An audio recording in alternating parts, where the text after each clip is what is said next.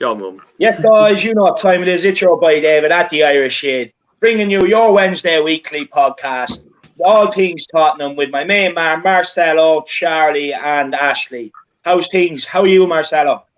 Absolutely fantastic. Can't wait for the game this week, man. Oh, let's Today. go. Come on, you Spurs. Or today. Well, I mean, we also got Leicester. Two big games, you know.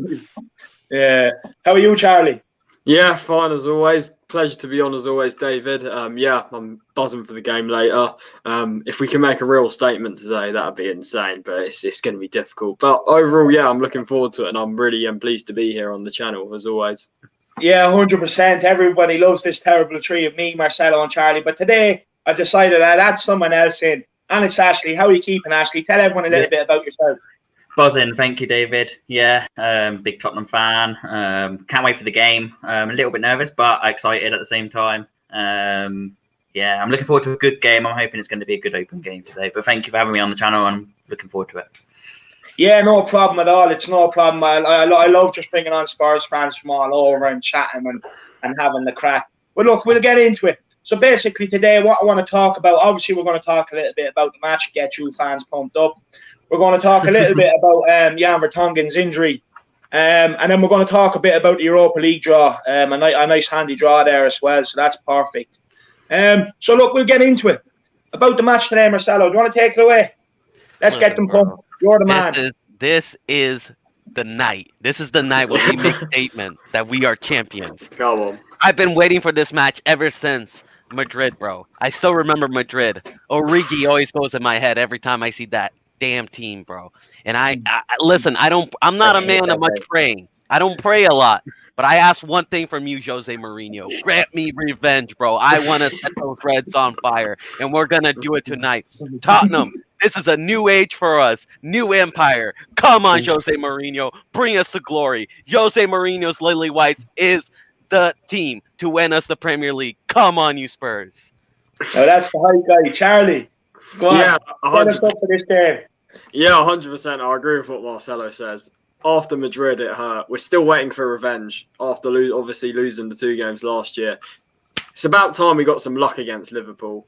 It's about time. And it's about time somebody breaks that record at Anfield. And if anyone's going to do it, it's going to be Jose Mourinho. It just is, isn't it? So, yeah, look, I'm excited. It's probably, for me, this is the most difficult game of the season at Anfield, as we know, how good Liverpool are and how much of a fortress Anfield is. But with the way we like to set up, the way Jose is going to set up, and with their injuries at the back, I think, look, we've got a chance. We do have a chance today. And, yeah, I'm looking forward to the game, particularly with the likes of Chelsea and City dropping points. That helps us. Yeah. That takes the pressure off a little bit. So, yeah, I'm really looking forward to it later today. Yeah, same here. And, Ashley, are you confident going into today's game? Yeah, confident. Always a little bit of nerve with me, but confident. And I'm looking forward to going to smash them and show that we're not a maybe team anymore. We're a team that is going to fight for the title this season. Come on. Trust me, by the end of the podcast, Marcelo, I'll have you fully confident. That's what this guy does, I'm telling you. Look, for me, these are there for the taking. I really want to smash them today. I'm not messing. I hate Liverpool. I hate them just as much as Arsenal, if not more.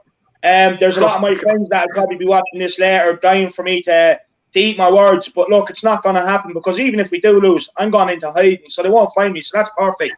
But look, they have a lot of injuries. We won't lose. Jose refused to lose. He is the chosen one. He is, and he's our Skywalker. I'm telling you, bro. Liverpool, you see that? Anfield, they're like the Death Star, bro. But Jose Mourinho, he has the power. He has the power of the Force, and he will figure it out how to break through that fortress. I'm telling you, bro. We will not lose tonight. Come on. What do you make of Mourinho's comments basically saying that Liverpool don't have an injury crisis? It's true. Mind games are true. Can I speak about that as well? Because it's interesting. Because you look at the way Liverpool have had their injury crisis. Everyone's saying, their fans are saying, oh, cancel the season because we've got this injury crisis. And everyone's showing them like all the sympathy and stuff. When we had an injury crisis, it was the opposite. No one said that. And as well, Mourinho is right because their injuries, it's Van Dijk, who obviously is a big loss, but they've still got Trent, they've still got Robertson, they've still got Salah, they've still got Mane, they've still got Wijnaldum, they still got all these guys, right? So it's and And if you compare that to our injury crisis last year, if you take Kane and Son out of our team, we saw what happened last year. What would happen if you take Salah and Mane out of Liverpool? Exactly. Possibly something similar. Yeah. So, like, I guess you have to say Jose's right. And I think as well, there's always a bit of mind games in there. You can always, no matter what he says, there's always at least a little bit of mind games in there. So, yeah, that's my piece on that. I think, yeah, we had it much worse last season. I don't care what anyone says. Ours was a lot worse, but yeah, it's probably a bit of mind games as well. Yeah. No, and it wasn't just Kane and Son. It was also Bergwijn, Sissoko. We had Lamella out. Well, I mean, he's that's but Ellie was in and out through most of the season. Like, we had Lo Celso out for most of the season. Like, almost every single one of our attacking options was out for most of the season. And I'll always say this, right? If you had to choose between having your two main center back partnership out or your two main attacking force out, you choose your two main, center back partnership. Yeah. Because at the end of the day, if you're a good manager, you can still, organize a team to defend well. You know what I mean? Like, you look at with Rodon when we lost Toby, you know what I mean? He came in and we were able to defend against Chelsea. So you can always organize a defense to defend well. But when the final ball, right? The goal scoring, that's just a different thing. You know what I mean? You can't teach a player to be a natural goal scorer. It just comes naturally. So that's just a fact. And losing Kane and Son was massive. Have you anything to add to that, Ashley? Yeah, for me, it's as you said, Marcelo, I totally agree. The thing is, if you don't have good defenders, like your defenders are injured, but you have good attack, you can always win a game by getting goals against you, but scoring more than the others. If you can't score, if you've got no one to score that goal, you're never going to win the game because you're not going to have anyone to score the goals to win the game. You can get goals in against you, but as long as you can score goals. So yeah, I totally agree. Our injury was worse last year, and pundits, as per usual, saying, Tottenham have just got to deal with it. And now it's Liverpool, everyone's crying in their bags. But never mind. Look, they're a disgrace. They're a disgrace club. They were calling for Pickford to be banned as long as Virgil van Dijk's out. It says everything about them, really. And we have Enoch Nurse here, 17, big up. Same as Dan the Man, but Enoch Nurse.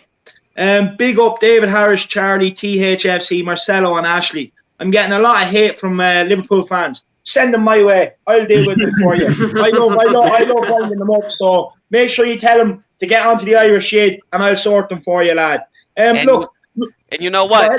Just like Cristiano Ronaldo said, they only hate us because we're too freaking good, man. I'm telling you, bro. They hate us because we're too good right now. You know what I mean? Where was this Tottenham? You know what? Where was this Tottenham hate from the pundits when Mauricio Pochettino was just getting top 4 and just not winning anything and not, challenge for anything? You know what I mean? Nobody used to hate us when Mauricio Pochettino was at the club because they knew, what I mean, the chances of us winning a trophy was low. You know what I mean? Let's be real here. But now with Jose Mourinho at the helm, these men know we are a threat, bro. So they hate us because we just too damn good. Marcelo, actually, my friend Dave, Dave Power, he's a Liverpool fan. Have you any messages for him? Bro, we're going to light Anfield on fire, bro. I know deep down inside, you're thinking this, we beat you in Madrid. We beat you in Madrid. Oh, you're thinking this is the same Tottenham side. But you know deep down inside what Jose Mourinho has done to your great captain, Gerrard. He made him slip. He made him choke. He made him fall. And he will do the same thing to Klopp. I'm telling you, bro, he ended your club once, and he will end it again. And just wait for a Camp Nou celebration. I'm telling you, my manager's going to be running around that field with his finger pointing up in the sky because he knows he is about to end you. He loves you, Marcelo. This guy, he actually loves you. He thinks you're brilliant. Big up, David. And we also actually have Brian Daigle, the guy that won the signed Toby Alderweireld t-shirt on the We Are Tottenham TV. Big up, Brian. Come on, you Spurs. 2-1 us. Yeah, I fully agree with you. Look, guys, I actually want to get into the Jan Vertonghen thing.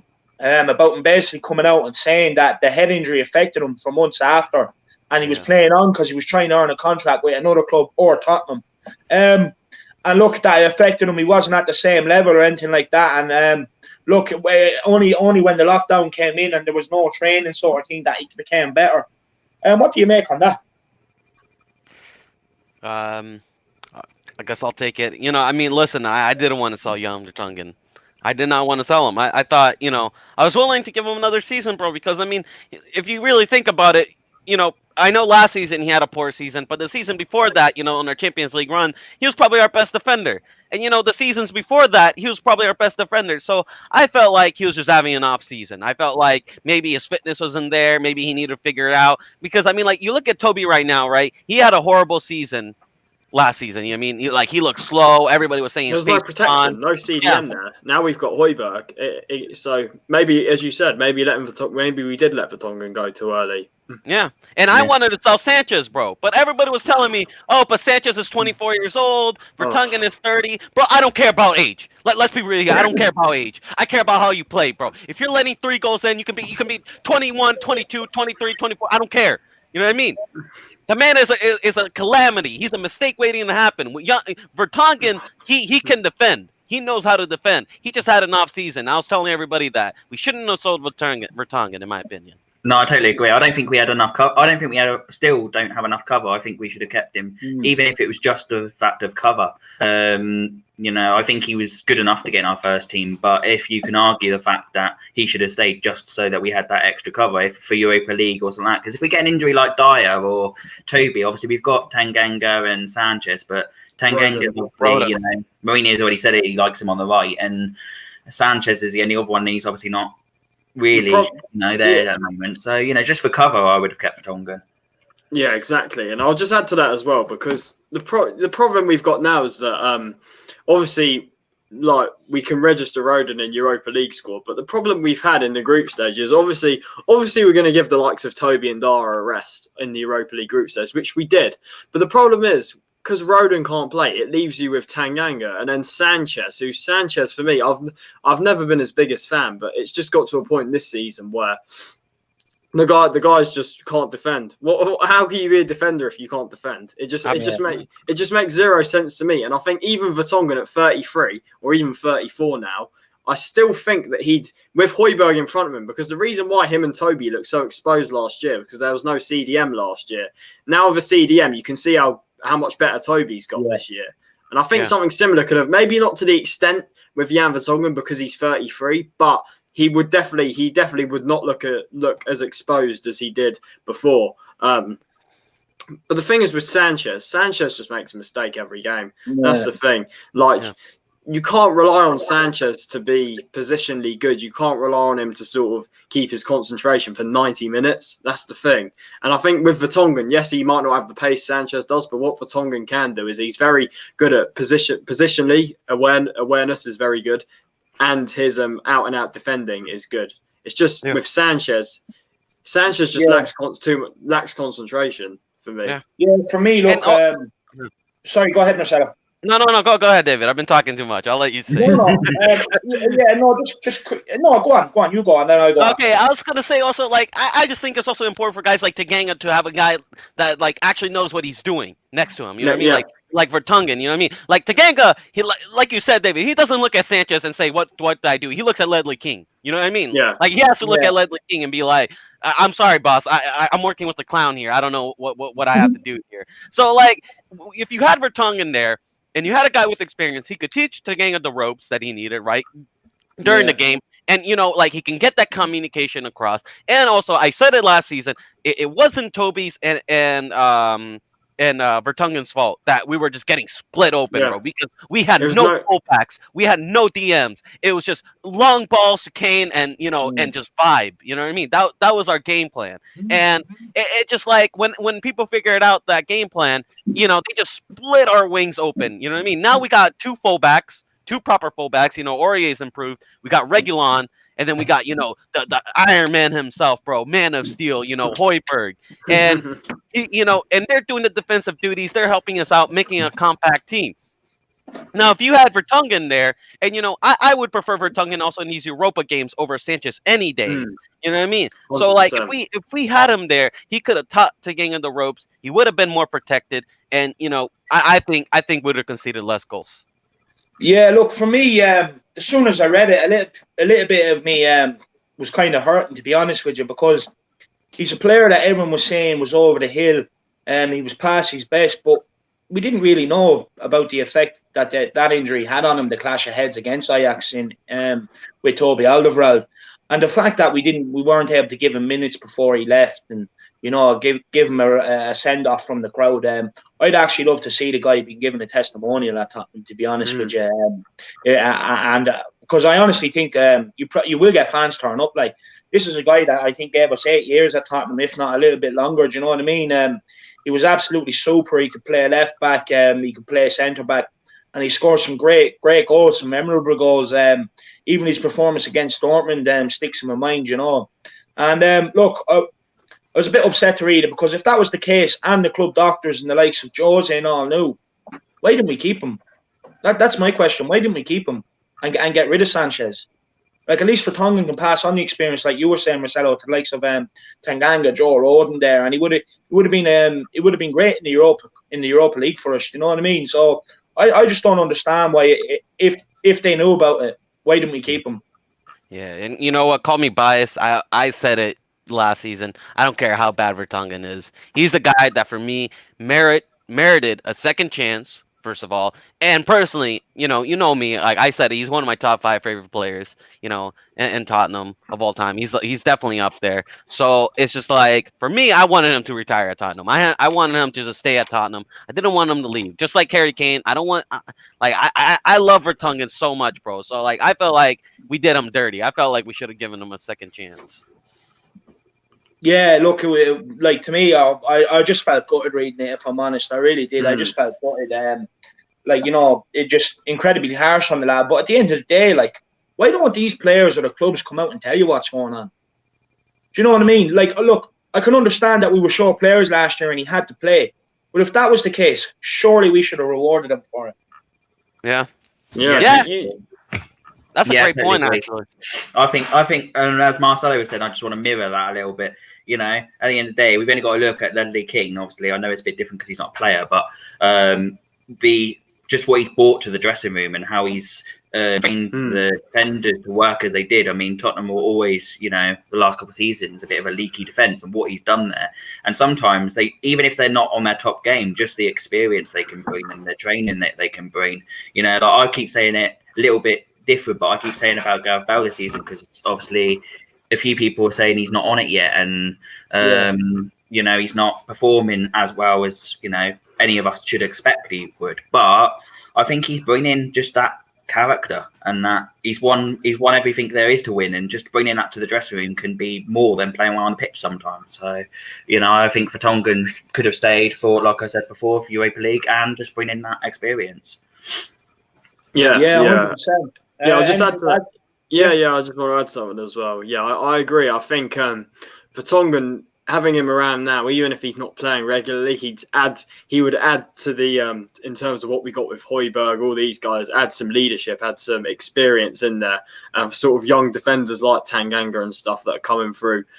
He'd definitely be a good voice in the dressing room to have. And I think look, as you said, the head concussion thing, it's just weird that we never hear about these types of things, because you saw it. Trippier came out after, said that he was struggling with an injury that whole season. Yeah, but that guy was useless anyway. That's true. But the thing is, why was he playing all these games? That's the thing. Same with the thing is with Vertonghen as well. You have to look at sort of who's sort of, is it him that's wanting to play, or is it like the club saying that it's not bad, nothing's the matter and stuff? I don't know what it is, because it could be the club doctors saying like, yeah, it's fine, just play without, or it could be him wanting to play. We'll never know. And if it is him, I completely respect him for that, because it shows that he wants to give everything for the club. So I completely respect him for that. But for me, luckily it didn't make him worse in his career. Luckily he's out playing in Benfica now. But as you said there, I think it's a shame reading that. It really was a shame. Because none of us knew it. I don't know if anyone behind the scenes knew it. They probably did, but we didn't. We've only just found out about it. So, and maybe that was one of the reasons why you remember at the start of last season, he wasn't getting in the team. Maybe that was it. And he had the shades on, remember? Yeah. Maybe that was it. Maybe that's one of the small things that we're sort of finding out sort of what happened under the back end of Poch when there was sort of confusion. Why is Vertonghen not playing? Because we all thought it was his contract, but maybe that's one of the many questions answered about what happened behind the scenes at the back end of Poch. That's, for me, this could be one of the many questions that still need answering. So yeah. Well, also, I remember Poch came out and said that he wasn't. I don't know. He said tactical reasons. He said tactical, but I knew he was bluffing because it's. How could it be tactical reasons? It just that's what he said. But maybe now we're finding out the truth. Maybe. But then if that's the case, Pochettino didn't do Jan Vertonghen any favours, because what he should have done is come out and told the truth and give him as much time off as he needs to be able to get himself back right. So he didn't actually do Jan Vertonghen any favours, in my opinion. Yeah, that's true. Yeah. He also would have gotten the sympathy from the fans. You know? Yeah. That's the thing. We would have all been behind him. But look, it says everything about the Pochettino era, in my opinion. That, like, you know, look, as fairness to him, like I've said many times, he's given me great memories. He's been able to let me share big important games with me out lad. But like, you know, at the end of the day, like the whole reason why he lost the job is because what he was saying in the press and backing up the likes of Levy and this is just another example of it, in my opinion. But look, we'll move on there. Basically, I just want to go through a few of the comments. But after that, what I want to ask is I actually remember what it was now, is why we're not producing anything on the right-hand side of Tottenham. Do you think it's tactical, or do you think it's just the ability of the players? But I just want to go through a few quick comments here, so you can think about that while we go through the comments. Eternal Kazim. I still believe we are probably two top defenders away from being a complete squad. As much as Dyer has improved, he still is not the caliber of defender that would take us to the next level. Who wants to take this one, guys?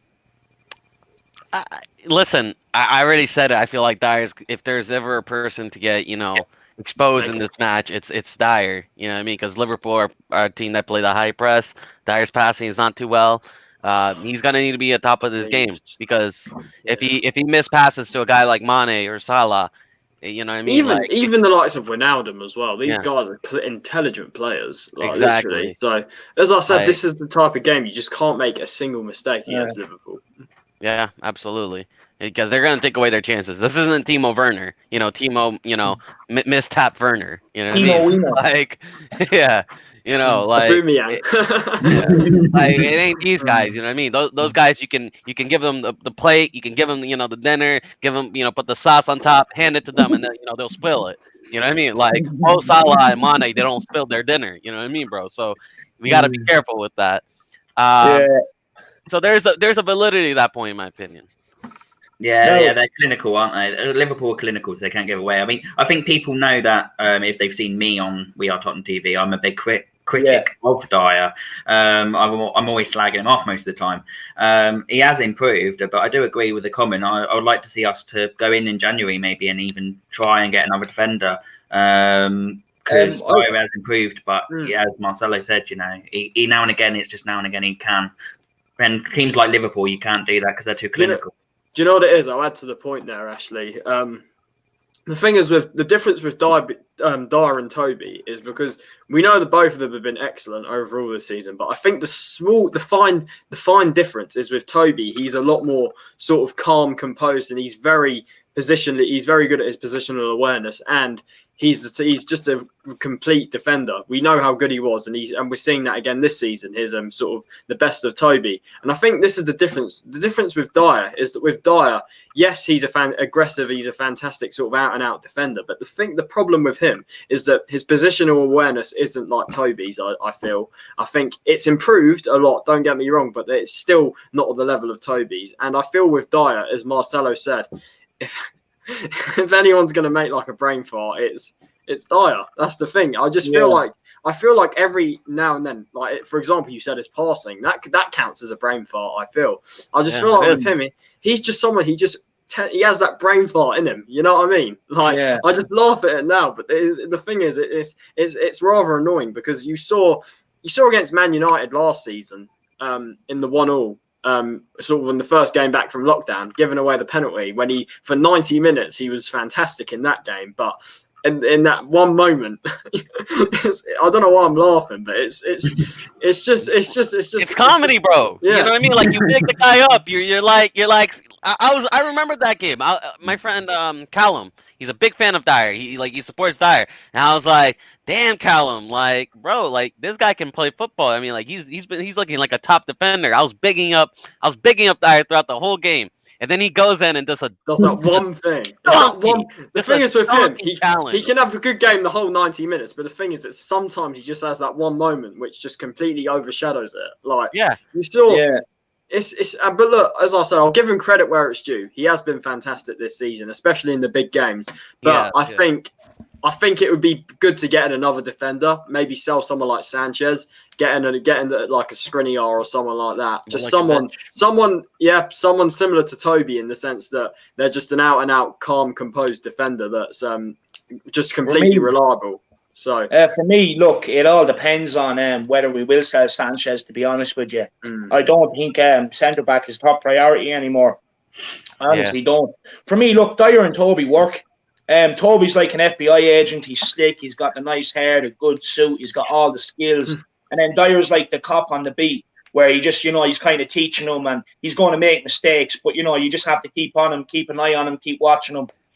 So look, for me, Dyer has all the potential to become a really top defender. But like you said, Charlie, it's up to him. It's completely up to him. It's up to him to cut out the mistakes, become a Toby. There's no better man to learn from. What I will say, overall, he has cut out a lot of those mistakes because before he would do them on a more regular basis. But now the difference is he has cut out a lot of those mistakes. But the thing is, there's just always still once in a while there's that one moment that happens sometimes. You know what I mean? As I said, the brain farts with him. It just makes me laugh because that's the right word to use because it just what I mean. Like he can have a good game for 90 minutes and then he'll do something silly and that's what I feel the difference with him and Toby. Toby's just a guy that can keep calm, composed for 90 minutes and not put a single foot wrong. With Dyer, he can just have that one moment. You know what I mean? Yeah. True, yeah. So perfect. So I hope that answers your question. Eternal Kazim, I hope that answers your question. This one I'm going to give to Ashley because I know before we came on that Ashley wanted to say a bit about Bale, I believe. So Hamang Bandari, I hope I got that right. I think that was a pretty good stab at the name. Bale will be back to his best come January. Yeah, I'm hoping he will. I think we're all hoping he will. It's a good shout. I think by January he could. There is an argument that it's just taking him a while to settle back in. I mean, let's be honest about something. Premier League is a lot faster, especially when you get into your 30s, than it is when you've gone into a different league. Even the Spanish league, I mean, it is demanding, but it's not as quick as our league. And sometimes players take a while to get used to our league. Bale's done it, but can he do it after not being on the pitch for a long time at a place like Real Madrid? I'm still a little bit unsure whether he's going to come to his come back to his best, but I think he will. I think he will get better, and I think he will contribute to the team. But as I said before, at the end of the day, I think with Bale, it's a lot of his presence that's contributing as well as his performance on the pitch. So. Yeah, 100%. Anyone else want to add to that before we move on to the next few comments?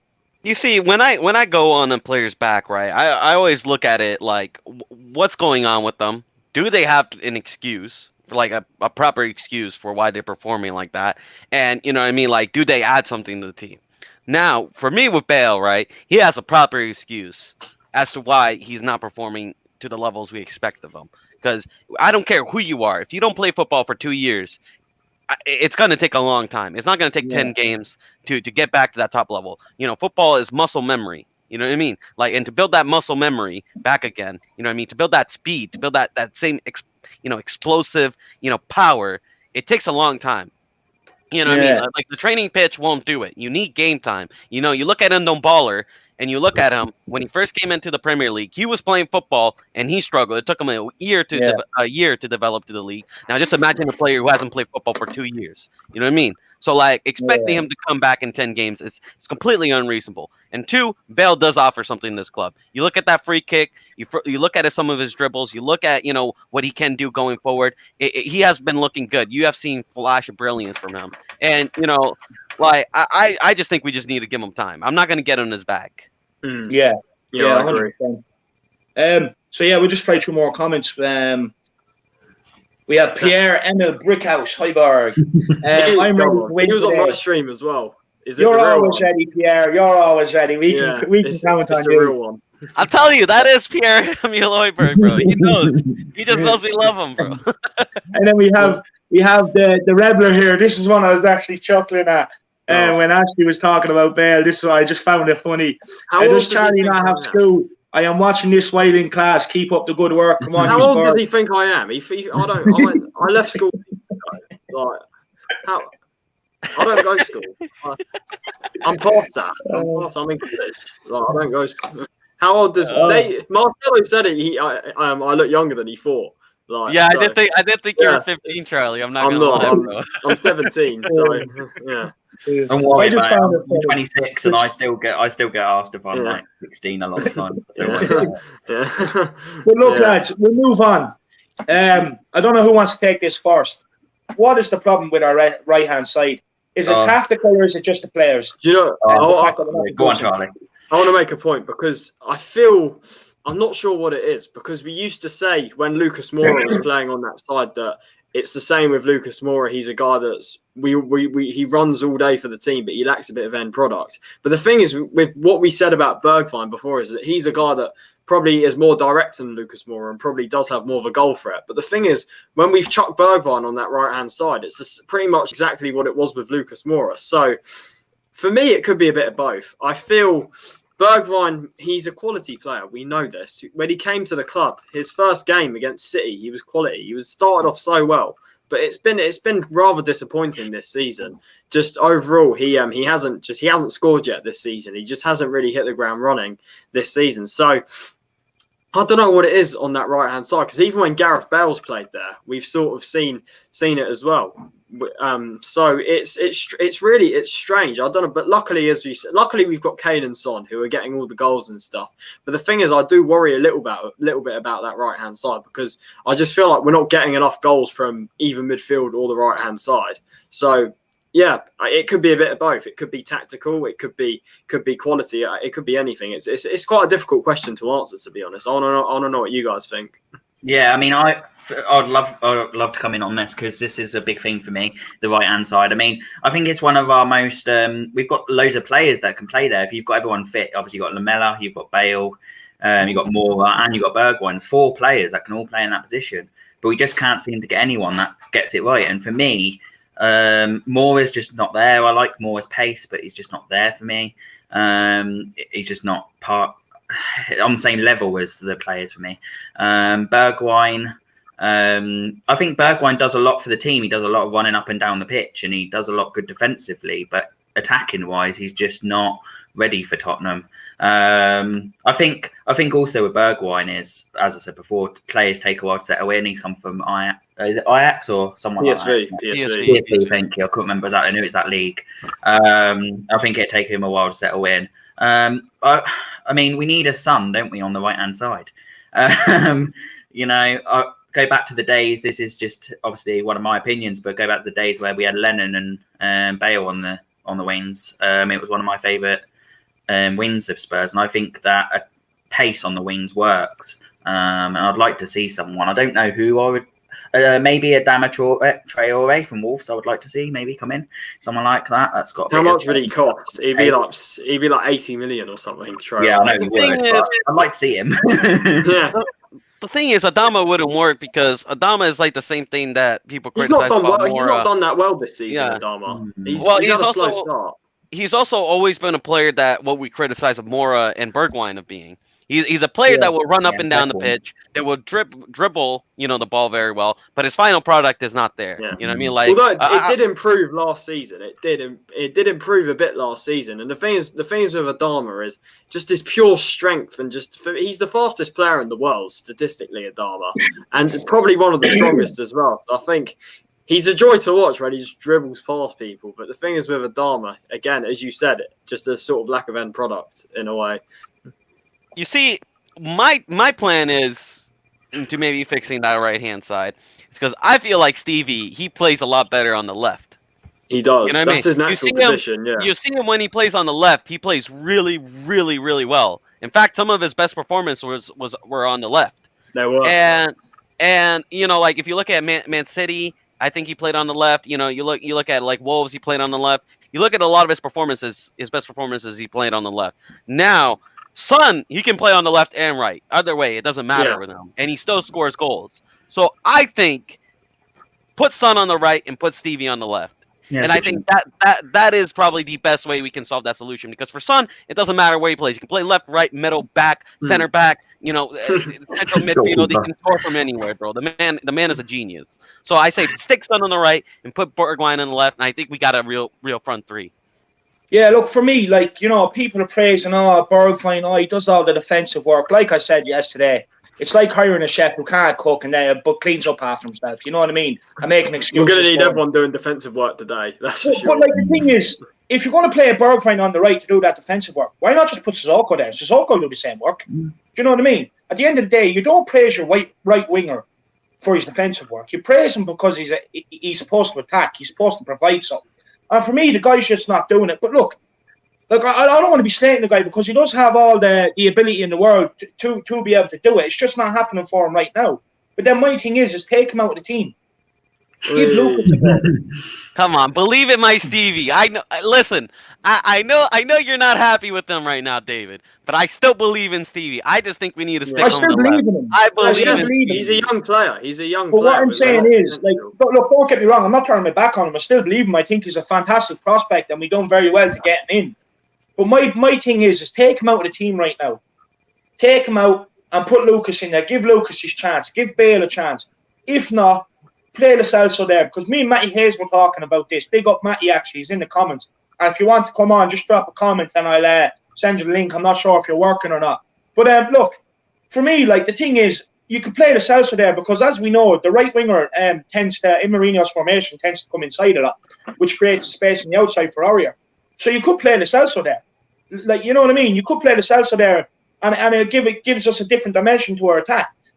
So that's, look, I'd only play Lo Celso there after you've given Lucas and Bale their chance, because at the end of the day, look, Bergwijn's just not doing it for me, and it's really annoying me because it's like playing with 10 men at the minute. Do you know what it is? And we're just solely relying on Son and Kane. We can't be doing that.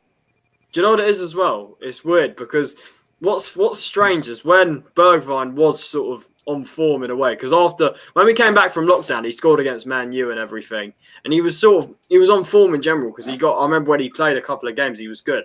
What's strange now is when Bergwijn was on form, Mourinho was refusing to drop Moura. Basically, he was reluctant to drop Moura, but now when Bergwijn's the one off form, he's reluctant to drop Bergwijn. It just, I don't know what it is. It's really. Do you have any thoughts on that? Because it's something I noticed. Because when Bergwijn was the one on form, he dropped him, and when Lucas is on form in Europa League, he drops him, and the one that's off form, he continues to play on the right. What do you think of that?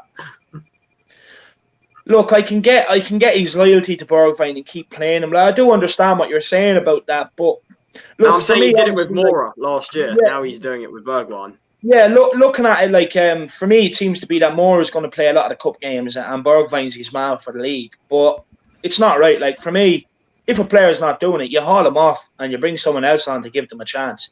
Look, Mourinho he's a very complex manager. You'll never know he's thinking behind his ears. Obviously, I trust it. But obviously, I trust it because we know the job he's doing at Tottenham. So obviously, I'm behind it.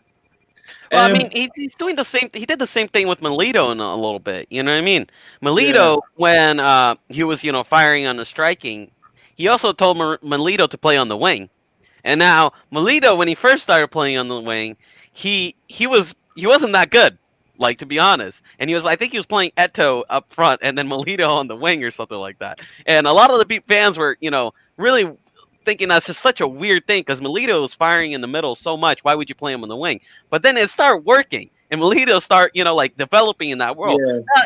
Listen, Mourinho has a game plan, man. I think he's trying to develop Bergwijn. I think at first Moura was part of his game plan, right, to be a winger. But then he kind of saw that Moura maybe is just too inconsistent, and he saw Stevie as a top prospect, and he's trying to mold Stevie into a winger that he wants. You know what I mean? He sees Stevie as young, and he can mold him. So I think he's molding Stevie. Yeah, maybe. 100%. Ashley, have you anything to add to that before we go into the comments, and then we'll move on to our next talking point, the Europa League draw? Just the fact that I can see what everyone's saying. Marcelo's got a good shout of maybe moving Bergwijn onto the left and Son onto the right. I didn't even think about that until he said it, but yeah, that's a good shout because Son has proved himself that he can play on the right as well, and Bergwijn has proved on the left. I mean, the only thing I'd like to say is, what about obviously he's never fit and never thingy, but Lamela, when he ever plays football, if he could fit into that role. When Lamela is fit, he's Mourinho's first choice. That's my opinion. Yeah, I think so. Yeah, and that's a good shout. We completely forgot about him. Yeah. No, but I mean, like, how can we not forget about him? I mean, like, he always gets injured. So for me, it's like and I mean, listen, I don't want to laugh at it because like I really like Lamela and I really respect him as a player. But it's just a matter of the case that he's always injured. So like, if you have a plan and you're a manager, right, you're not gonna put a guy that's always injured in your game plan. You know what I mean? Like with just an injury record that he has, it's almost guaranteed. It's almost like a script at this time. It's like like the episodes of like I don't know, like the Murphys or whatever. You know what I mean, bro? It's almost like an episode. It's just like he comes in, he has a good preseason, he has a good early season, and then he gets injured, and then we never see him again until like the end of the season. Yeah. It's just like it's continuing running on, and personally, I rate Lamela as a player, but I think we need to sell him. Just personally, in the fact that he just never plays. You know what I mean? It's just like that's the sad part. He's such a good player, but he never plays. Yeah, 100%. Look, we'll move on to some of the comments here. We have Ethan, who's Tottenham. Look, I'll tell you exactly who Tottenham are. Not only are we kings of North London, right? We're kings of London. We're top of the Premier League. We're in the quarterfinals of the League Cup. We're in the last 32 of the Europa League. That's who Tottenham are. This is the club you're trying to disrespect. And I love it. I bleed for this club. Bro, so let me flip that question. At the end of the day, you may hate Tottenham, but you're still viewing in. Yeah, let me flip that question. Who's Ethan, bro? Because I've never seen you in this chat, bro. Who are you, bro? How dare you disrespect Tottenham? All right, I bet this man is a Liverpool fan, bro. He's just trying to give us a dig. We're gonna beat you today. I'm telling you, bro. You keep disrespect us. Keep that same energy. Keep that same energy. I don't know who Tottenham is. Who are they? Yeah, first off, I spelled the name right, bro. Learn English first. Come on. Pierre Emil Heiberg, one of my followers. Congrats on your 400 subs. I was the 400. Big up you. Yeah. Thank you very much.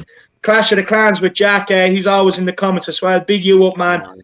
The regular. Remember when the commentator called Stevie B Stevie Wonder? Martin Tyler, classic Martin Tyler. We have Lucas Kretschmann. Lo Celso isn't fast enough. I presume he's talking there basically about me saying I'm on the right wing. But if the way the right winger plays for Tottenham, he doesn't need the pace. I don't know about that. He does have pace. I think he's good. His dribbling's fantastic. Yeah, his pace is fine in my opinion. Look, Jude, I can get what you're saying that defensively he's on point, but this guy's a right winger. He's not a right back. We praise Aurier for being defensive. We don't praise Bergwijn or your right winger, any of your attacking players. The second right back as well. Literally. Yeah. Hamang Bandari, happy birthday to Sergio Reguilon. Please stay. Yeah, big up Sergio. Yeah, happy birthday. I would sing you happy birthday, but I have a bit of sore throat today, so we'll move on. Adam Phillips, hope he don't get his Spurs defeat on this birthday. No, it's not going to happen. Don't worry about that. That's right, not. Fully confident today. So look, guys. Ever since our new players came in, we have yet to lose a game. Since Reguilon's played every time Reguilon's played. Failed, all the, like Højbjerg. I don't want to say that just before the game today. But Marcelo, here's a comment for you, lad. Marcelo, the problem with Stevie B on the left is that our passes from Kane tend to go more towards the left, where Sonny gets the ball and knows what to do. Stevie there would mean lost possession. What do you make on that, Marcelo? Listen, I don't know what you've been watching, bro. Kane can pass from anywhere. You know what I mean? Kane could see like the moon and spot Lo Celso and pass it to him, bro. You know what I mean? That man can pass from anywhere. His passing direction has no limit. But there is a fair point. You know what I mean? A lot of our attack seems to go to the left, but then again, you also could think that the reason why most of our attacks go on the left is because Son plays on the left. So I mean, like, it's the obvious choice. If you see who do you pass to, Son, who has 10 goals, or Stevie with no goal. in your Kane, you're going to pass the Son with most goals. So I just think Stevie offers more on the left. And when we have played on the right, you've seen Kane assist Sonny on the right. In fact, if I'm not too mistaken, I think Son played on the right against Southampton. Did he play on the right against Southampton? Ethan was saying the title of the stream was spelled Tottenham. That's what everyone's saying in the chat. All right. Yeah. Well, I'll change that. That doesn't matter. I'm actually dyslexic, so I'm not best at spelling. So I do apologise if I do get the out spelling wrong. So sorry to you, Ethan. Yeah, my bad, Ethan. I sorry that I went into you. Big up, Ethan. Big up, Ethan. But at the end of the day, that's what he gets for being a smart arse as well. So. Oh, come on. But yeah, as I was saying, I think it will work. Yeah. So look, it has all the potential to work. We'll just go through a few more of the comments and then we'll go on to the Europa League draw. Oh, Jam, come on, you Spurs. The English Yid, very similar name. I do like the name. Great show, David, and big up the other guys. And I've been supporting Spurs for 32 years and never been this confident about winning here today. I'm going 2-1. Yeah, fully agree with you. So look, guys, we'll move on to the Europa League draw. Basically, are you happy with the draw? Wolfsberger from Austria. Don't get it confused, but Wolfsburg from Germany. Yeah, I'm happy with that draw. I think, with all due respect to them, I think they're probably one of the best draws we could have got, to be honest. Because you had look at who United got. They got Sociedad. You look at Arsenal, got Benfica. So I think it's a good draw for us. And I think you look at Wolfsberger. They're a team we can't take it lightly, but I think they're a team that in the Austrian league they're actually 7th in the Austrian league, and I think they're 10 points behind Lask. So I think Lask, who we played in the group stage, are probably a stronger team than what Wolfsberger are. So I think, we definitely should fancy our chances against them. And I think it's a perfect opportunity to progress to the next round because, definitely a good draw for us. Yeah, I was really pleased when I saw the draw. Yeah, I'm the same. I think it was a good draw for us. Obviously, when I first saw it, I did actually think it was Wolfsburg. But when I noticed it was Wolfsburg, definitely very happy with the draw. The only thing I would say is Charlie went on a little bit on it. We can't obviously just think that they're going to be easy and just go there, not even, because teams like this, we got to remember they thrive on playing to teams like us. It's a big thing for them to play a big team like us, and they go with no fear. At the end of the day, they're not expected to win. They're not expected to get anything from the game. So they don't come thinking they need to win. They just come playing their game. That can put big teams off sometimes. That's why I think we've seen it before. Big teams struggle against other teams sometimes, because they just sort of... Happy birthday. Happy birthday, Reglon. Sometimes they just see teams like us and it just knocks us off a little bit. But it's a good draw and I think we should obviously go there with confidence and we should get the win quite comfortably, but just have a little bit of, security behind us, should I say? Because it's the knockout stage as well. I just hope that the issue we were having in the group stage with Jose said it, like the motivation and stuff. You'd think now it's the knockout stage, so surely the motivation will be higher. You'd think because it's now we're proper. If we win all the knockout stage, we'll eventually be in the final. If we win if we win the knockout stage games, of course, it's common sense. So, what do you guys make of that? Do you think there'll be more motivation there? Because you'd hope so. Because surely there will be because it's the knockout stage. Yeah. Look, for me, you'd think so. But look, some of the players that played in the group stage, you're not going to see any better from them. It's their limits. It's their capability as far as I'm concerned. So, look, it could be a case during these knockout stages that, depending on where the game is in the first leg, that you're going to see the likes of Winks, Sanchez, Davies. It's away, the first leg. And then after the first leg, you're going to see where we are. And then, depending on the result and stuff like that, you probably see a stronger team in the second leg, in my opinion. I think that's the way Mourinho would probably work it. For me, that would be the most common sense. But look, I honestly don't think you're going to see anything different from half them guys that played the group stage games.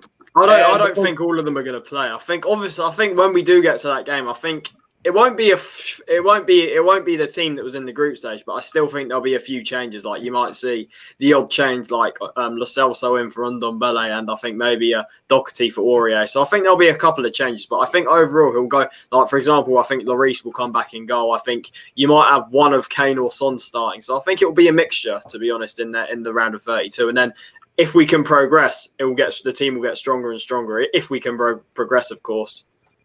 Yeah. Yeah. What do you think, Marcelo? Listen, I wanted a bigger team for the knockout stage. Listen, I'm a man that I've watched Tottenham long enough, and a team like Wolfsburg is like a team that I've always seen us underestimate. I just hope we don't go there underestimating them. If we don't go there underestimating them, we should beat them, right? But personally, I wanted a bigger team because I always feel like getting the bigger teams earlier in a knockout stage actually can be beneficial. People tend to mistake that, but if you play the bigger teams early, you know what I mean? They're less prepared for the knockout stages.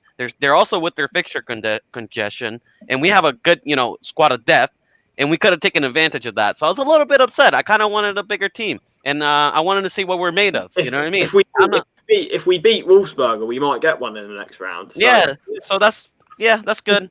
For me, I'd actually rather take the easy draws as much as we can get them all the way to the final, just purely because if we do get the easier draws, it means we can kind of just stay concentrated on the league as well. It's true, but I don't know. Like, I just feel like the bigger the game is, the better the squad seems to, thrive. And I don't know. Like, maybe it's just a little. Like, I wanted Chelsea in the Carabao Cup. You can ask, Callum. You can also ask these people in my group chat. I was saying I wanted Chelsea, and everybody was calling me crazy. And we got Chelsea, and we beat them. You know what I mean? I was really happy when but like we still beat them. You know what I mean? Like I just think we perform better against a big team. So I was a little hoping we got a bigger team. But obviously, listen, Wolfsburg or whatever they're called. You know what they're all about. You know what these Austrian clubs are all about. They're playing, high attacking football, high pressing football. Our defense is going to need to be top notch. I do not want to see Sanchez. I want Rodon to get, Rodon can be registered now, so we'll have him back. Yeah. Yeah, I don't want to see Sanchez, and then we go and smash these guys.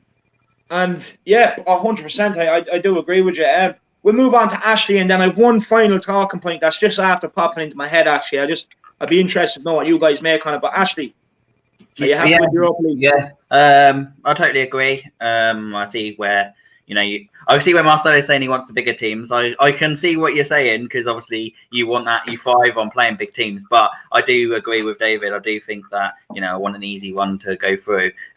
We got to remember that Europa League's very important to us this year. Win what we can win. As I said, the Premier League is there for us this year. It is there for us this year, but no one expected Tottenham at the start of the season to go win the Premier League. Whereas Europa League is something that people are looking at Tottenham. They're expecting Tottenham to be up there, thereabouts. We don't want a big team where it could knock us out in the second round of it. Otherwise, we're going to look silly. Also, what sort of big team or whatever for me, the strongest teams in the Europa League, you've got obviously Tottenham, and then you've got Napoli. There's one in there. You've got Benfica, who Arsenal got, Sociedad, who United Napoli didn't get dropped. I think Napoli get through.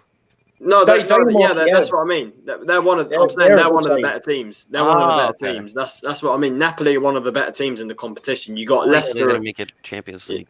I forgot. You got Leicester. You got as I said, United and against Sociedad. One of them will go. You got Ajax against Lille. One of them will go because they're playing each other. So what I noticed about when the draw was made is it's good. A lot of sort of the bigger teams are playing against each other, which I think is good for us because one of them will be knocked out and there'll be less of them. So I think the fact that a lot of the sort of tougher teams are playing against each other, I think that's really good for us. Yeah. Luck is finally on our side. Has anyone, Ashley or Marcelo, have you anything to add to that before I move on to the last point? No, that's a great point. Yeah, that's a great point, Charlie. Yeah. Well done, Charlie. You have us all speechless. You've done the impossible. The impossible. Quickly, I'll just take this comment before we move on to my last point. Thomas Nation, big up, Thomas. Fair play to you. You're always giving me a lot of support, same as Marcelo, same as Charlie as well. I think the players watch you, David, and take the inspiration and courage, and they try to win because of you. Look, I'd love if the players watch me, but you never know. They could be on the bus. The word of the Irish League could be around Tottenham Hotspurs, and they could tune into me. You never know. Look, personally, I think they should because I think I'm fair on all of them. I'm not biased or anything like that. But we'll move on to the next point. Look, it was a thing I seen on Twitter where people were out on Harry Winks, but actually tagging him in what they were saying. Really? For me, call out the players all you want, but don't tag them in it. Do you know what I mean? I do believe that's wrong. They won't see it. He won't see it. That's the thing. The play, even if you tag them, they won't see it. That's the thing. Yeah. Like, Yeah, but you never know, man. You know what I mean? Like, my opinion is, I agree with David on that. Like, the only time I've ever tagged or like, ever tried to like send a message is like, keep your head up. It was a bad day, you know what I mean, at the office, but keep your head up. You don't want to, like. have you ever got a reply? No. But like, I don't care, bro. You know what I mean? Like, I don't care if it's, if I got a reply or not, but it's just like, why would you send a hateful message? Like, we're not Arsenal, bro. You know what I mean? We're not, we shouldn't be a team that sends like death threats like they did with Xhaka. You know what I mean? Like, they send that man death threats. And then you see how, like, and then people wonder, like, why doesn't Xhaka care about our club? All the players you know what I mean? us.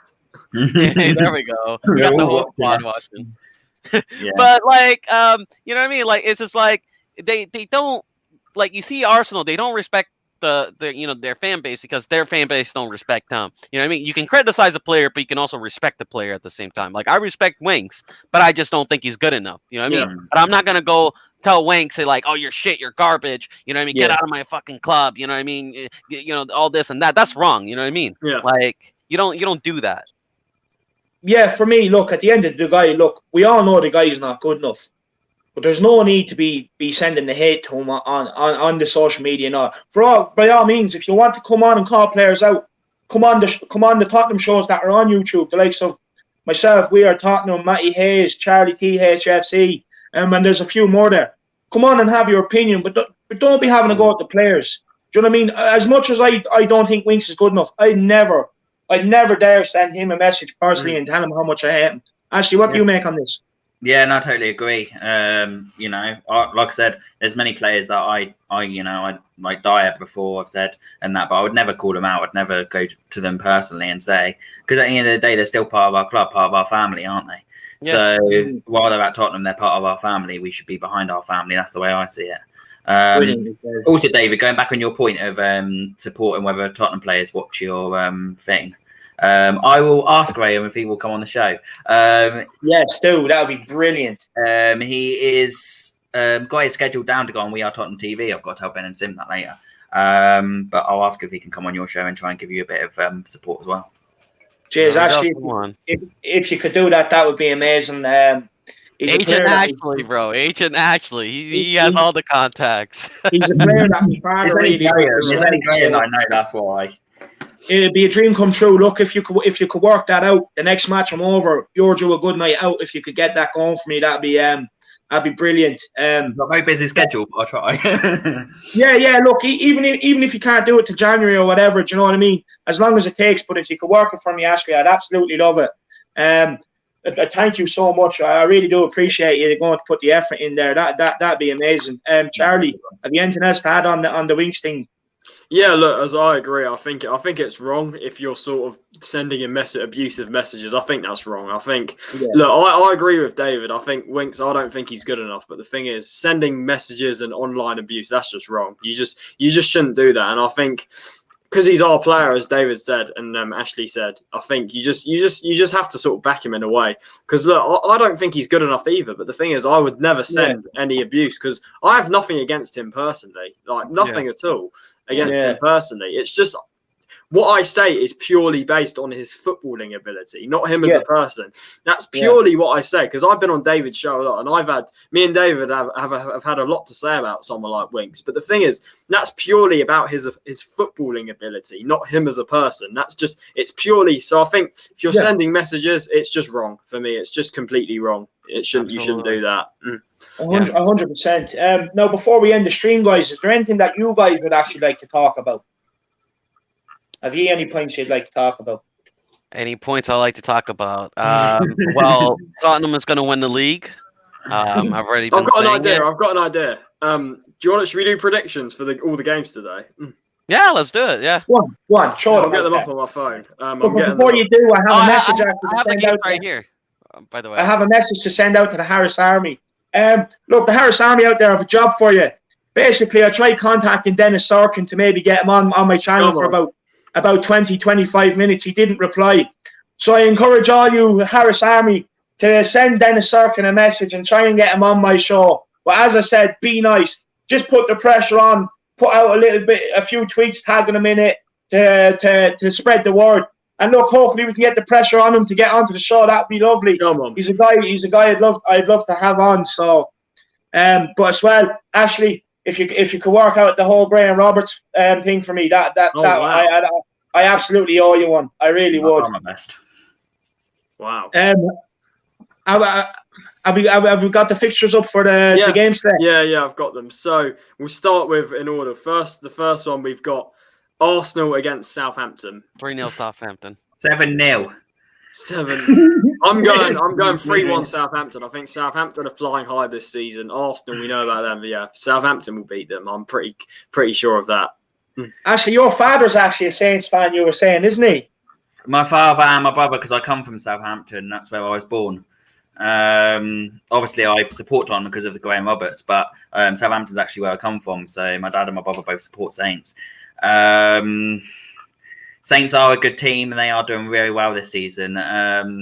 But I know Saints very well, and I don't know if you've noticed, but with Saints a lot of time this season as well, they do well in the first half and they just can't hold games. They just can't hold games. Man United come in, and as you saw with who was it? Man United. Man United, thank you. I watched the game as well, but I couldn't even remember them. They just let them come back, and that's the only thing with Saints, I would say. I'd like to say that Saints are going to win. I think because they're close to us in the table, I'd probably say a draw's the best result for us in that game. Because obviously we don't want Arsenal to win, but at the same time, because Southampton are close to us in the table, I think a draw's the best result for us. Yeah, no, I totally agree with that point. I mean, I think Southampton will win, but I think it's going to be close. I think it's going to be a 2-1 or 1-0 sort of thing. Yeah, Southampton. Look, I'm going to go 3-1 Southampton. They have a lot of goals in them. Arsenal are hurting at the minute. They're mentally fragile. They're weak, and of course they've no Xhaka as well. So their main man in midfield is gone. So as far as I'm concerned, I actually think Southampton will turn them over nice and easily tonight. But look, it's football. You never know. But I'm going to stick my neck on the line, and I'm going 3-1. Yeah, I'll go 2-1. I want them to do it. I want them to do it for Ashley's old lad and brother as well. Yeah. So, yeah, I'll do 2-1. 2-1. Yeah, Marcelo. 3-0. Wow. Arsenal ain't scoring no goals. Can you imagine if Walcott scores against Arsenal? He will. It's going to be a Walcott goal. It's going to be a Aubameyang own goal, and it's going to be a Ings goal. Oh, yeah, lads. There's Matt has just messaged me, and he's saying it in the comments. There's big transfer news that we've seen, and I think it's to do with Dele Alli. He's just sent me a message here saying, Charlie, there's big transfer news. So can you tell David to send me the link so I can come on and talk about it? Yeah, David, get Matt on some big transfer news. Wow, give me 2 minutes, lads. We have an exclusive coming for you. Matty Hayes, your transfer guru, he's coming on. All right. So while he's doing that, let's just do the fixtures quick. Full faith in you three guys to keep it going while I'm doing that. So Marcelo and Charlie and Ashley, you're experienced enough. You've been on channels before, so take it away. All right, we got the next one. We got Leeds United against Newcastle. Draw. It's hard to know, isn't it? Leeds started off really well, and then they just started like I said. Yeah, draw 2-2, I reckon. 2-2, Yeah. Yeah, Bielsa is a limited manager. I already said it when I was a Brazilian, and when he first came to Argentina, he gave us a lot of problems. But once we quickly found out his system and how he plays and where we can exploit him, he didn't last too long in Argentina. And you know what I mean? I know he did a good job there, but we absolutely exposed him, and I knew he would get exposed in Leeds, in some time. So I think he's been getting exposed. So I think it's going to be a 1-1 draw between them and Newcastle. What do you guys think? It's just like a little bit sort of out there, but like not saying they should have to learn English or anything, but just what do you think about a manager that doesn't speak the language? He's got his translator. He's got translator. But do you think, it's just my opinion, I just don't know whether I think that comes across as good as it does in the year. Championship last year, so he clearly got the message across last year because they won the championship. But for that game, I'm gonna go 2-1 Leeds. I think Newcastle they have St Maximum out, so I think I'll go for a Leeds win. I think they're sort of due a win, to be honest. Yeah, we got Matt here. So we'll move on to the exclusive Matty Hayes. Take it away, the transfer guru. it's not so much an exclusive, but it is massive transfer news, and it's been talking about for quite a while. And Charlie touched on it there. It is to do with Dele Alli. And Fabrizio Romano has said there's a huge, quote, huge chance that Dele Alli will be leaving Tottenham this January, which, look, I'd say it doesn't come as a massive surprise, but it was one that I know a lot of fans wouldn't happen. Now, from what I've seen, there hasn't been any mention if it is a permanent transfer, if it is a loan. But Fabrizio Romano saying it is very, very likely that Dele Alli will be leaving Tottenham this January. If we're thinking of potential suitors for him, we know PSG came in with 3 loan offers over the summer, all of which were turned down by Spurs. There have been some reports in the last week or so saying that they could be going back in for Dele Alli in the coming transfer window. So I'm sure they'll be really enjoying this news from Romano, and they could be going back in for him. There's been some bizarre reports. Danny Murphy was saying in the last couple of days he believes Steven Gerrard could pull off a move to bring Dele Alli on loan to Rangers this January. I can't see that one happen. It's never going to happen. No. It's a rather bizarre one from him. But yeah, huge from Romano that Dele Alli will more than likely be leaving Tottenham this January. Now, as far as it goes for potential replacements for Dele Alli, Dominic Szoboszlai was a player that a lot of fans were interested in bringing in, and I myself I'm a massive fan of him. However, it's looking increasingly likely that he'll be joining RB Leipzig before Christmas. There's a £25 million release clause in Szoboszlai's contract, which does need to be activated before the turn of the year, and then whatever club wants him has 2 weeks to pay that. And it is looking likely that it'll be RB Leipzig to trigger that. We know Arsenal were in for him, a few European as well were interested, but he'll be off to RB Leipzig. A lot of fans are asking about Frank Kezia, the midfielder over there in the Serie A. Romano said no chance of that happening. He won't be coming to Tottenham. And the other name is, of course, Marcel Sabitzer. It's kind of died down on him in the last couple of weeks, but I think there is still a potential for that to happen. I think with Szoboszlai going into RB Leipzig, it of course frees up the possibility for one of their attacking midfielders to move on. We know they have the likes of Sabitzer, Emil Forsberg, Haidara, and Kunku. There are a lot of players there, but Sabitzer I think is one that could be on the move in the coming transfer window. I've seen on Twitter in the last couple of minutes people asking about Dele Alli or about Paulo Dybala. Sorry. I can't see that one happening. I think he will be leaving Juventus in January or in the coming summer window. Juventus are in they're in dire financial straits at the moment. But Dybala has a lot of suitors. Real Madrid are in there, and PSG also could be going in for Paulo Dybala. So it looks like Dele Alli will be leaving Tottenham this January. But as for now, there are no replacements in place. But definitely want to keep an eye on. I've actually a question for you, Matty. I don't know if you're busy. Can you stay, or are you busy? Or yeah, no, I can stay for a few minutes. Yeah. Basically, what do you make of Alistair Gold's comments about Spurs looking for? I think he said it was a centre back, a midfielder, but also about Winks staying. About Jose Mourinho saying Winks was staying. What do you make on them? It's a bit surprising because I think if we were going to look at the two midfielders we know have been out of form this season, it is Dele Alli and Harry Winks. And if you're looking at one of those, I think we would stay at the club. It is Dele Alli because, well, they both have had really good spells for Spurs in the past. I think Ali has shown a lot more natural ability than Harry Winks has. So I would have expected if it was a choice of one of those two that Dele Alli would potentially stay. But it may come down to the simple fact that there are defensive midfielders in our system, whereas we just don't seem to have a number 10 in our base formation. Now, of course, in the game, it is kind of Harry Kane dropping into those positions. So I suppose in a way it does make sense that Dele Alli will be the player moving on. But I am actually quite surprised by this news. Yeah. Because I think it may have been Alistair Gold, it may have been someone else. Another reliable source, I think it was last week, saying Harry Winks has sought a meeting with Jose Mourinho and has spoken to him about his lack of minutes. Whereas with Dele Alli, he was going to seek a meeting in January if the situation didn't change before the end of the year. Now, of course, Dele Alli made his first Premier League appearance of the season, coming off the bench against Crystal Palace on Sunday, which can go one or two ways. It could be him trying to get back into the squad, or Jose Mourinho kind of trying to put him in the shop window.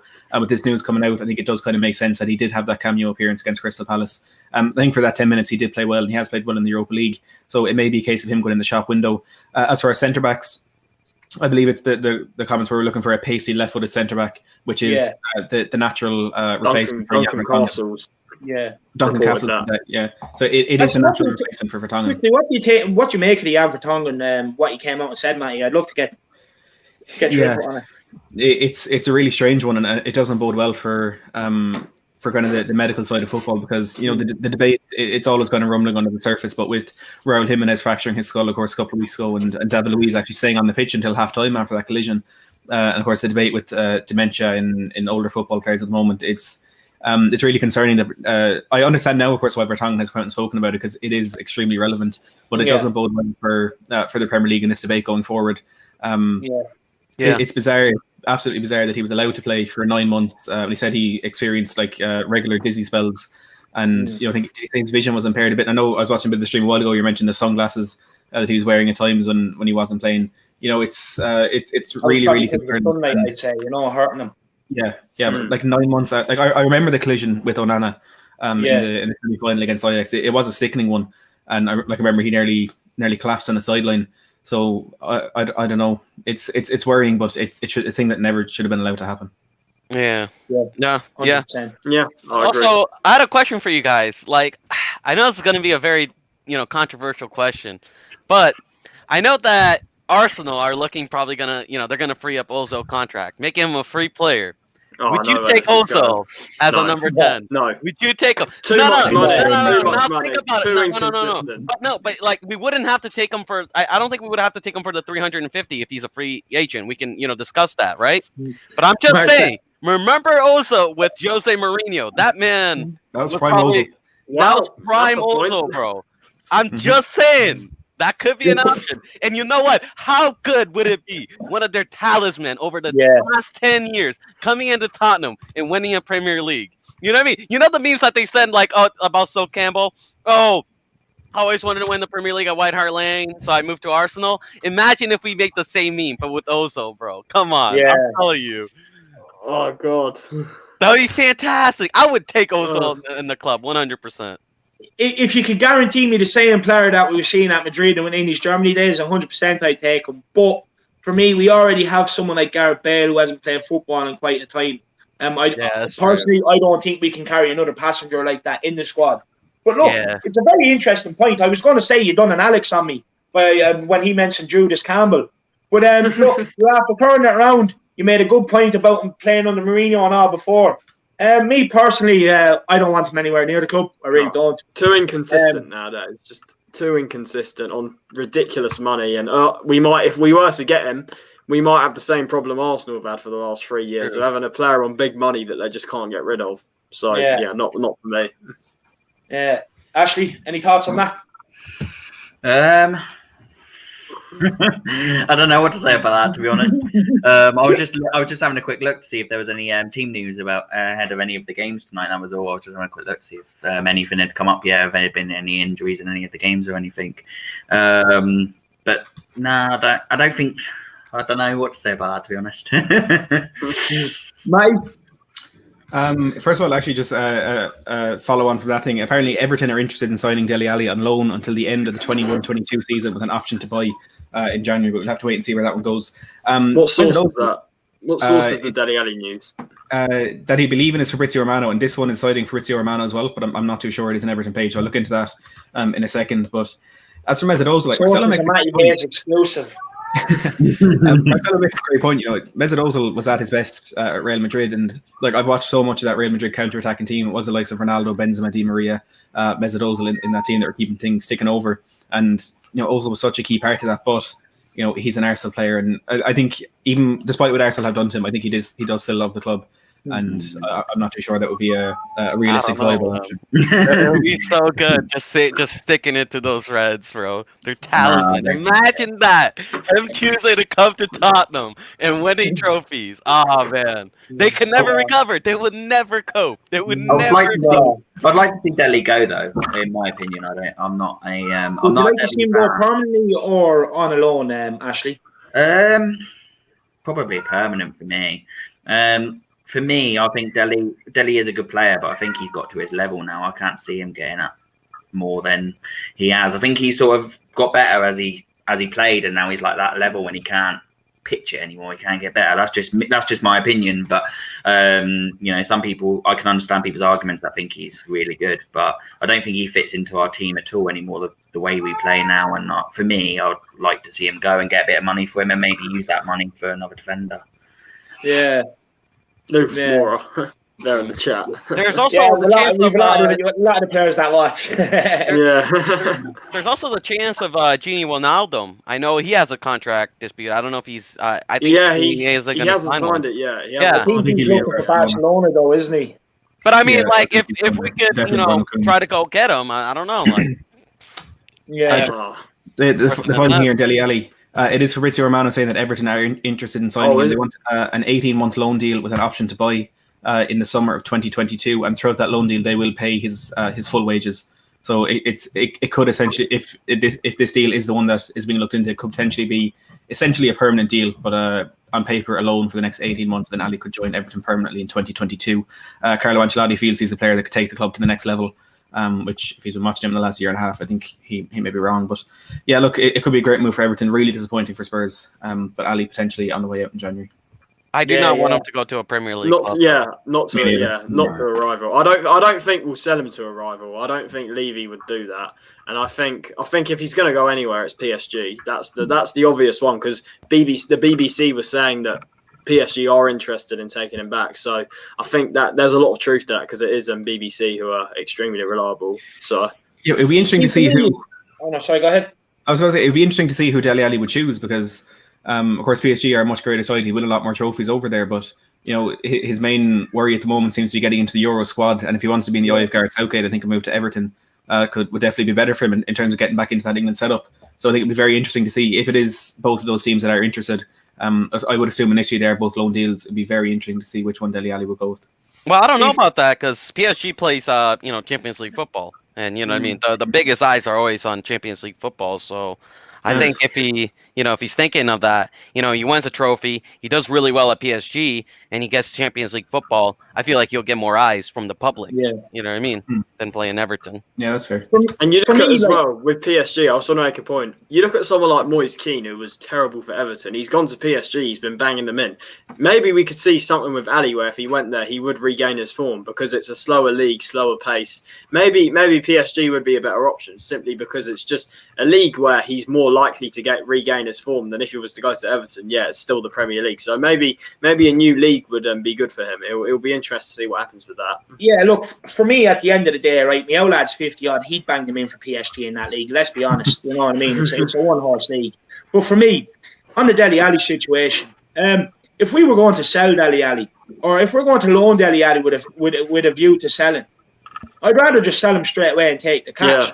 If we are loaning him, I'd rather loan him out for 6 months until the summer and see how it goes, and then get him back at Tottenham, rather than like this crap of 18 months loan and then getting the money for him 18 months later. I don't want that, because we could do with the money to invest. So for me, I honestly don't think it will. I'd be very surprised if it's a loan to buy, because purely because Tottenham need the money, and that's that at the end of the day. Look, Levy has to think with his head. Look, at the end of the day, I'm sure Levy will do what's best for the club anyway. But for me, I'd rather sell him, if not loan him for 6 months and get him back in the summer. Yeah, I agree. Absolutely. Yeah, I just don't. It's just a loan to buy doesn't make sense for me, because you either take the money now, reinvest it, or you loan them out for 6 months. So yeah, I agree. Yeah. No, look, but thanks very much for Matty Hayes coming on today. This wasn't planned, so he's given us a half an hour transfer exclusive, which we thought he added to the podcast. As well, make sure you get over to his channel in about an hour or two. He's doing a build up for the Liverpool game for you. That'll be a very good show. Basically, he'll talk a bit about the game, and then he'll give you the lineup as soon as it comes out.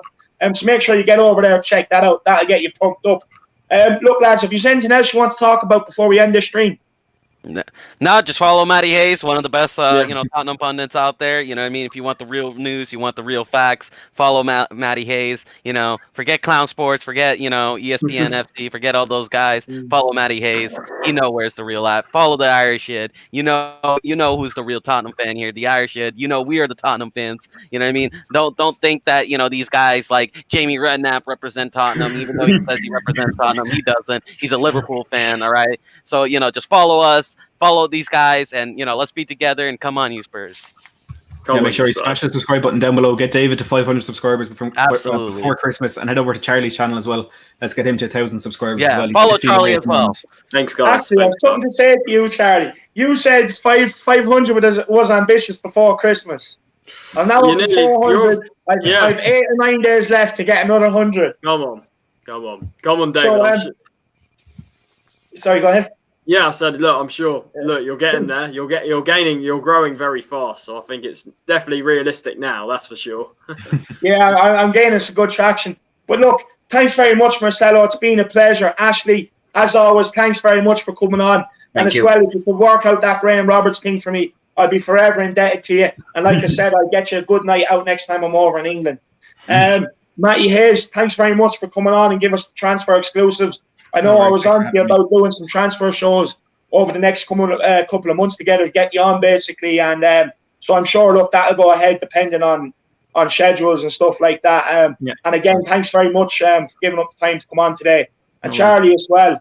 Thank you very much, man. I appreciate it as always. Look, this is the group the guys want to see. The fans love us all, so it's absolutely perfect. So again, thank you very much for giving up your time today, and especially because I kind of done it at short notice as well. So it means even more to me that you are all able to come on as well. But look, make sure you like the video, subscribe to the fastest growing channel on YouTube, and also if you have any ideas for shows you want in the future, make sure you put them in the comments below or hit me up on Twitter and tell me what you want to see. I know there's a couple of people that said they want to see a Jose appreciation show. But look, I'm going to wait until after the Wolves game and the Leicester games are out the way, and then I'll probably do that and give that out for you. So yeah, look, as always, in Jose we trust. Come on, you Spurs, and roll on the scout. Come on, you Spurs. Come on. And just the outro video.